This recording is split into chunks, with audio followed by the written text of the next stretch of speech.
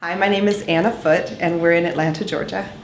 And I was born and raised in Atlanta, and live now in the house that I was raised in, that my parents bought in '69, and when my father retired from Georgia Tech after 40 years, I bought the house in '98. So my son and I live here now. I am the Vice President of Operations for Coca-Cola's credit union, and I've been in credit unions since I was in college, and I started in '82. So nonprofits and cooperatives is all I've ever worked in. Through the grassroots activities that I've done and through my neighborhood activism and involvement, have worked through various levels of the city to advocate for my neighborhood and for my community. And I became a member of the Neighborhood Association board and eventually became the president of the board. And through my association with the Neighborhood Association, I became involved in the neighborhood planning unit system. I then became chair of the NPU. I became involved in the Atlanta Planning Advisory Board as the secretary. Eventually was appointed by the mayor to the Atlanta Development Authority.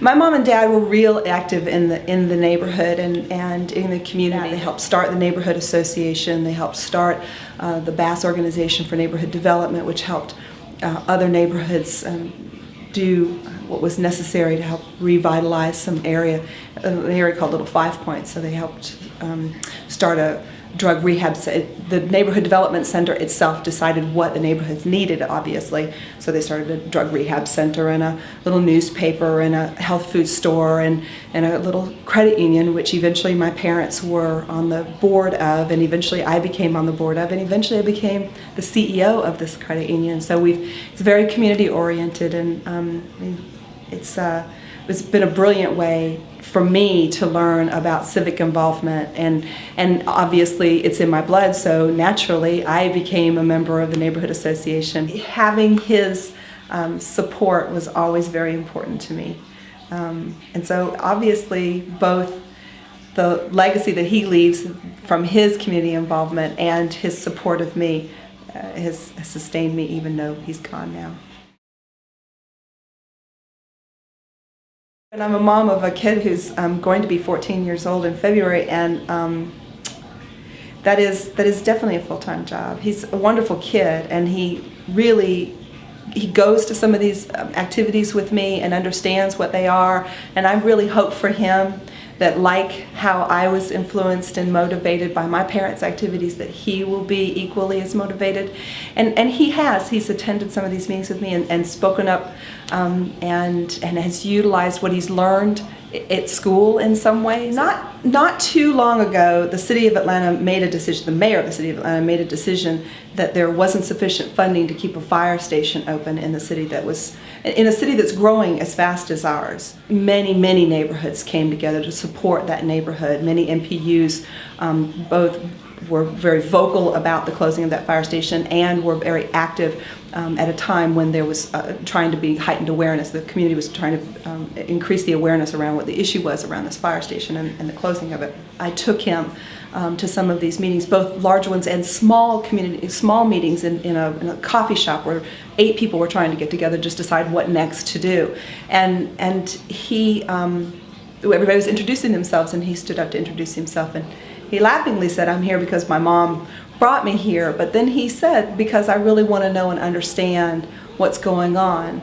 And at that point I realized it wasn't just because I drug him there, but he genuinely was engaging in what was happening, and he was feeling for the first time maybe that this was something greater than just, this little thing that whatever it is that mom does, but that this was something that was really important to a community, and that something wrong had happened, and these were people who were going to right that wrong, and he felt that power, and it was a wonderful feeling. One of the things that I am most proud of is that this is a city that has an incredible citizen input structure. The NPU system, the neighborhood planning unit system, is virtually unique anywhere in the United States. Birmingham has something similar, but it's not exactly the same. This is extremely robust.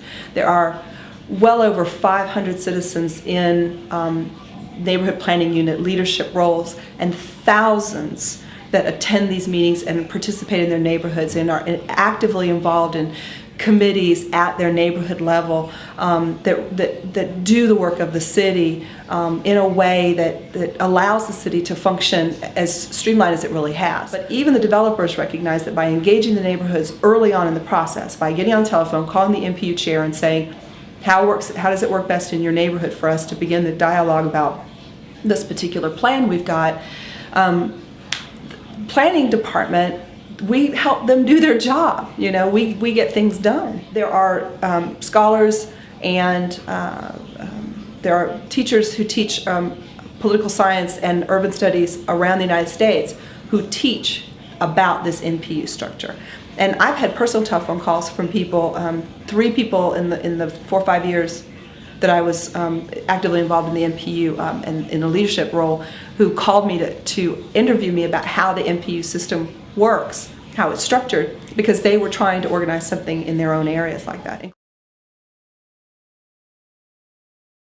I've had conversations with people who would come to my neighborhood, to come to the neighborhood association meetings and come up after the meeting, talk to me, and they'd say, "Oh, I would just love to be able to get involved, but I just don't understand it, and I just don't know how it works, and it all seems so scary to me, and you just understand it so well, and you just speak of it so well."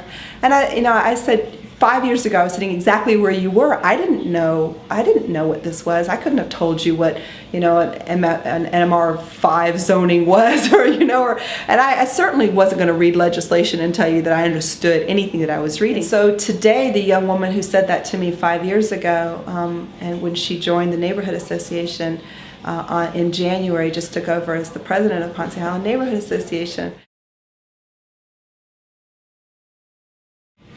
That others will be inspired to be involved in their community, that they'll see that just anybody can do it. I mean, we're nothing special. We just we feel the obligation and the duty, but also the joy in being involved. And so hopefully it'll motivate others to step up. For me, what's important is making sure the quality of life of the people in the communities are what's improved, and sometimes the city doesn't always get how that needs to happen, and so the challenge sometimes is being that conduit in an effective way to really affect change for the neighborhoods. It is a privilege for sure, because it's not something that you just impose yourself on. If you're going to become a leader in your community, others give you that leadership role. You don't just take it. So on the one hand, I consider it an obligation, because I think everybody has an obligation to get involved and make sure that the right things happen.